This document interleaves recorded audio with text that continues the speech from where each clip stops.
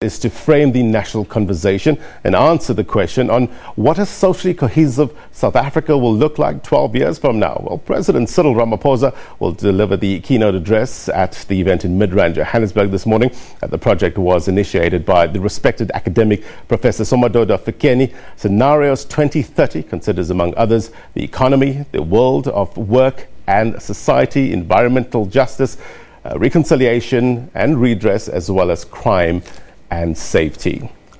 Now, for more on the story, let's bring into the conversation Dr Yacoob Abba Omar, a member of the steering committee on the Indlulamithi SA Scenarios 2030. Doctor, thank you very much indeed for your time. Tell us about this concept. How did it come about? I think if you cast your mind back a year ago, when South Africans were feeling pretty hopeless about the future, rampant corruption all over the economy, not performing at all, etc., a number of people are saying, look, we need to really start looking at what the future can look like so that we can start shaping the agenda today. And scenarios are one of those models that are used to engage people across all sectors of life. So we brought together a range of people, from trade unionists, political parties, hard-nosed business people, red-hearted communists as well.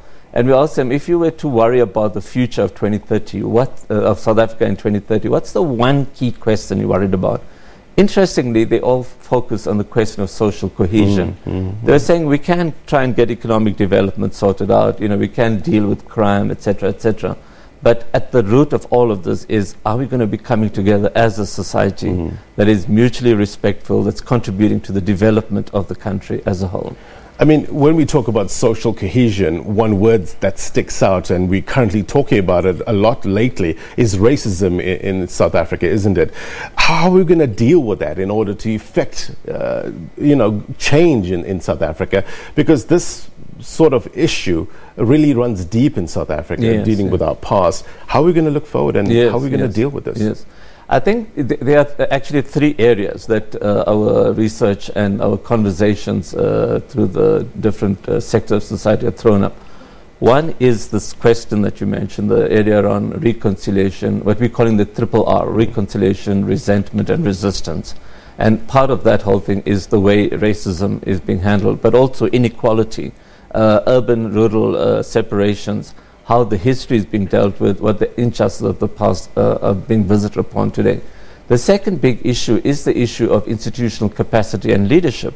We have found that across the board, we often talk about state capacity being eroded, but even in the corporate boardrooms, even in civil society, even in faith-based organizations, in the churches, we're having a problem of morality and ethics. And so we need good, strong institutional leadership. And that obviously at the bottom of all this is the whole notion of social inequality.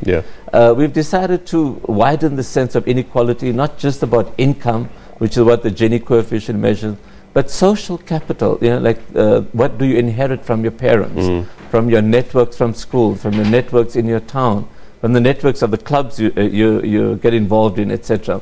And we find that the same patterns of impoverishment are being replicated. And we said that these are the key drivers. How will they play out in the future? And what we're doing is today we're unveiling the scenarios that we think our country will be moving towards. And we want people to say, look, if that's where we're going, how can we avoid the negative sort of outcomes? And how can we make sure we take decisions today to get on to the positive 2030? Well, we're talking about men, we talk about women, we talk about culture, religion, all those factors, various variables, when we're dealing about social cohesion. But what about the other marginalized communities like the LGBTI? Do they form part of the narrative of social cohesion? Yes, very much so. I think there's a lot of discussion in research papers, etc., looking at various forms of violence, various forms of identity, various forms of exclusion. And we know that our country, whilst we have probably the most progressive constitution in the world, still has a lot of issues on dealing with homophobia, dealing with people of what we call non-conforming gender identity. And we've placed that at the middle of the scenarios as well, saying that we need to keep in mind that when we address the future of the country, we have to be addressing these issues. Just as, for example, we need to address the issue of the family. For example, you may well know that in South Africa, 1/3 of our children are brought up by single parents, usually women. 1/3 are orphans, so usually they're brought up by the grandmothers. And then about 1/3 may have two genders present in the household. That means that we actually need to look at what do we mean by the family.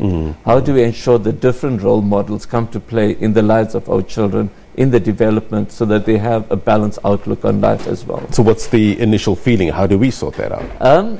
Now, we're going to be, this is this next part.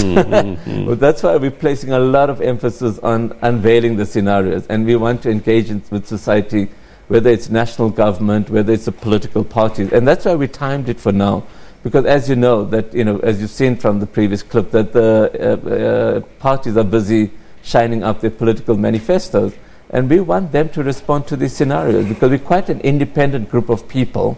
And we want them to say, well, are you going to be able to handle what's coming our way? Will your manifestos take into account these issues that we've raised? So we can have that kind of conversations. We want to take the conversation into government, so that as government departments prepare for their annual plans, their strategies, their policies, we want to take it into the boardrooms, we want to take it into civil society. So we want a national conversation that everyone is part of, and saying, how do we avoid those negative pathways, and how do we get to or even improve on the positive scenarios? So there'll be 3 scenarios we're revealing today. Right. And we want to know, how do we get to the better ones? How can we avoid the negative ones? If we go back to the advent of democracy, if we go back to 1994, some people talking to us are saying that, well, back in 1994, it was a bit of a smokescreen. We really never dealt with nation building as a whole. How would you respond to that?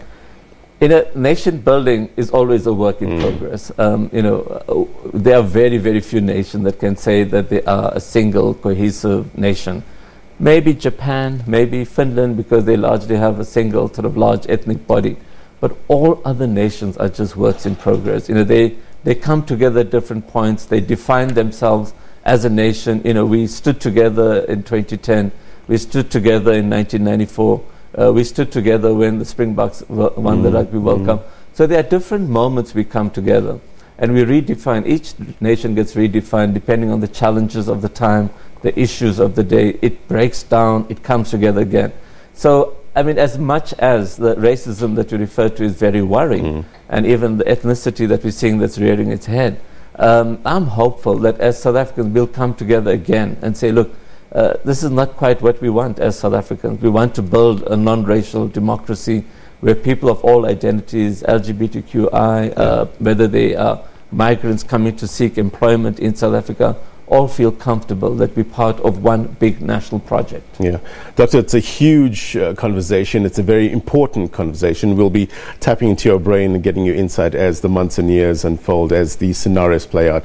Thank you very much indeed for your time. That was Dr. Yacoob Abba Omar, the member of the steering committee for the Indlulamithi SA Scenarios 2030.